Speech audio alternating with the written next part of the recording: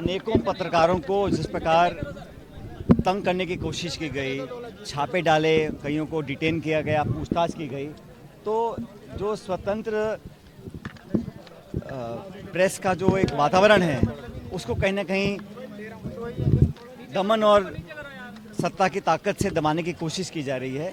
और ये संकेत देता है कि जो केंद्र नेतृत्व है, भाजपा की सरकार दिल्ली में है, वो इस बात से डर रही है कि जनमानस की सोच में अब परिवर्तन आया है। परिवर्तन हिमाचल प्रदेश में आया, कर्नाटक में आया, अब इन 4 राज्यों में चुनाव होने वाले हैं, वहाँ पर भी आएगा। और मैं ऐसा मानता हूँ कि जो कार्रवाई करी गई वो एक लोकतांत्रिक व्यवस्था में एक स्वस्थ परंपरा नहीं है। पत्रकारों को जिस प्रकार से डराने की, दबाने की कोशिश की गई, मैं उसकी निंदा करता हूं। ऐसा नहीं होना चाहिए और एक स्वतंत्र वातावरण में सब लोगों को अपनी पत्रकारिता करने का आज़ादी होनी चाहिए। बहरहाल जो प्रचार चल रहा है, जिस प्रकार प्रधानमंत्री बार बार आ रहे हैं, मेरे ख्याल दोबारा उनका आने का प्रोग्राम है राजस्थान में, लगातार वो आ रहे हैं और आरोप राज्य सरकार पर लगा रहे हैं, लेकिन एक बार भी ये नहीं कह रहे कि पिछले 9 साल के कार्यकाल में राजस्थान प्रदेश के लिए ऐसा क्या विशेष उन्होंने किया। आप यहाँ पर आकर आप घोषणाएं कर जाएं, लेकिन जो ज्वलंत मुद्दे हैं, चाहे वो ईआरसीपी का है, चाहे हमारी जो परियोजनाएं अटकी हुई हैं धनराशि के अभाव में, रेल परियोजनाएं हैं, बड़ी बड़ी योजनाएं हैं, और राजस्थान सरकार का जो हमारा धनराशि बकाया है उसको केंद्र सरकार वापस नहीं कर रही है। पूर्ण बहुमत मतलब 25-25 सांसद 2 बार राजस्थान में बीजेपी जीत कर गए, लेकिन राजस्थान को कोई विशेष दर्जा, कोई विशेष पैकेज, कोई बड़ी परियोजना, कोई ऐसा संसाधन का दिल्ली से कोई योगदान नहीं मिला जो हम लोगों को अपेक्षित था। अब वो लगातार प्रचार कर रहे हैं, लेकिन आपस में जो खींचतान है भारतीय जनता पार्टी के अंदर, वो जग जाहिर है। मैं उस पर प्रकाश डालना नहीं चाहता हूँ, जनता सब जानती है। मैं इतना कहना चाहता हूँ कि लगातार यहाँ पर हमारी पार्टी के नेता जो आ रहे हैं और हमारे प्रदेश का जो नेतृत्व यहाँ पर हमारी सरकार पार्टी का है, लगातार हम काम कर रहे हैं और समन्वय के साथ हम लोग बहुत तेज़ गति से आगे बढ़ रहे हैं। और आज स्थिति में हम लोग कहने को हैं कि बहुत अच्छे बहुमत के साथ, इनफैक्ट मैं तो कहूँगा जो बहुमत हमको पहले नहीं मिला था पिछले कई सालों में, उससे ज़्यादा बहुमत मिलने के बाद यहाँ पर हम लोग अपनी सरकार बनाएंगे। बहुमत की उम्मीद क्या है कि ज़्यादा बहुमत? देखिए, मैं प्रदेश भर में घूम रहा हूँ, जो खिंचाव तनाव मैं देख रहा हूँ विपक्ष की पार्टियों के अंदर, और मूलतः राजस्थान में चुनाव 2 पार्टी के बीच में होता है, भाजपा और कांग्रेस। बाकी छोटे दल पहले भी चुनाव लड़ते आए हैं, आज भी चुनाव लड़ेंगे, शायद भविष्य में लड़ें, लेकिन मुख्य मुकाबला भाजपा कांग्रेस में होगा।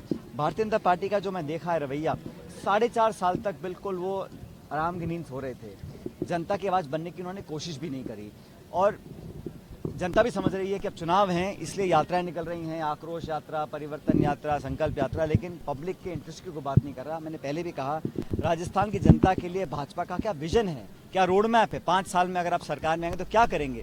पहले सरकार वसुंधरा जी की थी, जनता ने इसको हराया, लेकिन इन 5 सालों में बीजेपी ने कोई वैकल्पिक व्यवस्था की कोई परियोजना जनता के सामने प्रस्तुत नहीं करी है, कोई रोड मैप, ब्लूप्रिंट तैयार नहीं किया। और जो चुनावी रणनीति होती है उसमें भी कांग्रेस बहुत आगे है भाजपा से, इसलिए मुझे पूरा विश्वास है, ना सिर्फ इस जिले जहाँ का मैं प्रतिनिधि हूँ टोंक, लेकिन समूचे राजस्थान में कांग्रेस पार्टी को अच्छा बहुमत मिलेगा।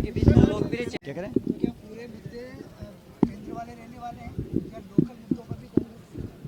देखिए, अब तो दोनों मुद्दे बराबर हैं, क्योंकि 9 साल जनता ने पूरा बहुमत बीजेपी को दिया, पूरा समय उनके पास था, एक पूर्ण बहुमत की सरकार थी, सिंगल पार्टी मेजॉरिटी बहुत सालों के बाद, मेरे ख्याल सन 84 के बाद पहली बार पूर्ण बहुमत किसी एक पार्टी को मिला। लेकिन उस बहुमत का आपने किया क्या?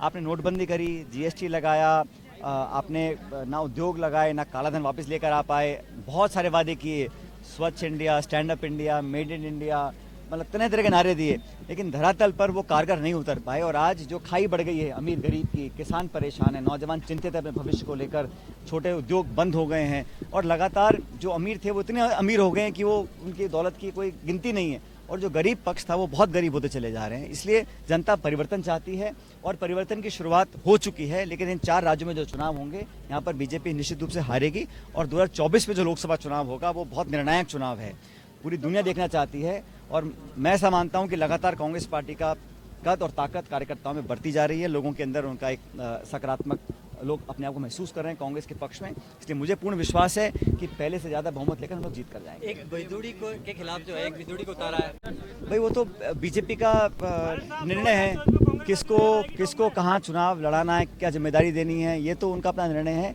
लेकिन पब्लिक को, एक सेकंड, पब्लिक ये अपने आप निर्णय कर लेगी कि किसको कहाँ वोट डालना है। कोशिश हर दल करेगा, हर पार्टी करेगी, लेकिन अपनी जिम्मेदारी को निभानी पड़ेगी जो अपनी पार्टी का काम करते हैं। मैं किसी व्यक्ति पर टिप्पणी नहीं करूंगा, मैं सबको जनता पे छोड़ता हूं, वो निर्णय करेंगे कि किसको वोट डालना है, किसको नहीं डालना है। सर आगामी विधानसभा के चुनाव आने वाले हैं, कितने विधानसभाओं के अंदर कितने लोगों के टिकट काटे जाएंगे? देखिए, ये निर्णय पार्टी का है, लेकिन मैंने कल भी कहा था जयपुर के अंदर, टिकट वितरण हमारे यहाँ प्रणाली एक बड़ी स्पष्ट है। हमारे ऑब्जर्वर्स, हमारे प्रभारी, सह प्रभारी जिलों में घूम रहे हैं। आज भी कई जिलों में लोग जा रहे हैं, अपनी रिपोर्ट तैयार कर रहे हैं और कार्यकर्ता जनता का फीडबैक लेकर टिकट दिए जाएंगे।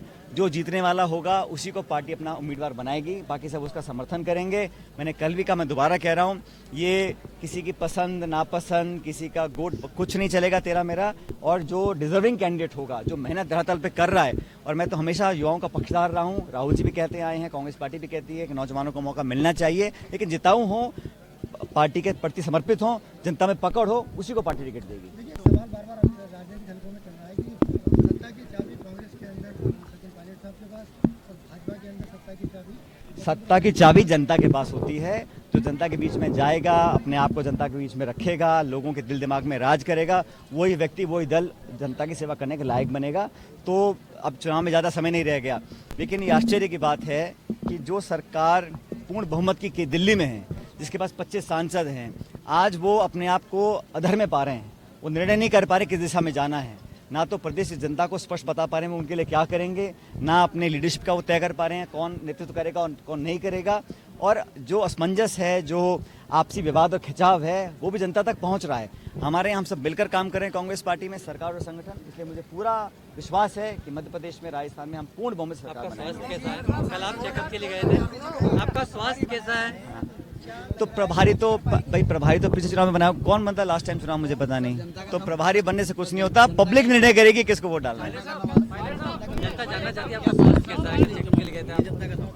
भाई औपचारिक घोषणाएं तो पार्टी औपचारिक रूप से करेगी, लेकिन मैंने पहले भी कहा था, हमारी सबके कार्यकर्ताओं की ये दिली ख्वाहिश है कि जितनी बड़ी जीत पहले यहाँ से कांग्रेस पार्टी की हुई थी उससे ज़्यादा हो। हम लोगों ने काम किया है जनता के बीच में, और मुझे जो स्नेह और आशीर्वाद टोंक के लोगों ने दिया है उसको मैं कभी भूल नहीं सकता हूँ। और आने वाले समय में पहले से ज़्यादा बहुमत लेकर पार्टी यहाँ से जीत कर जाएगी। 24 में परिवर्तन होता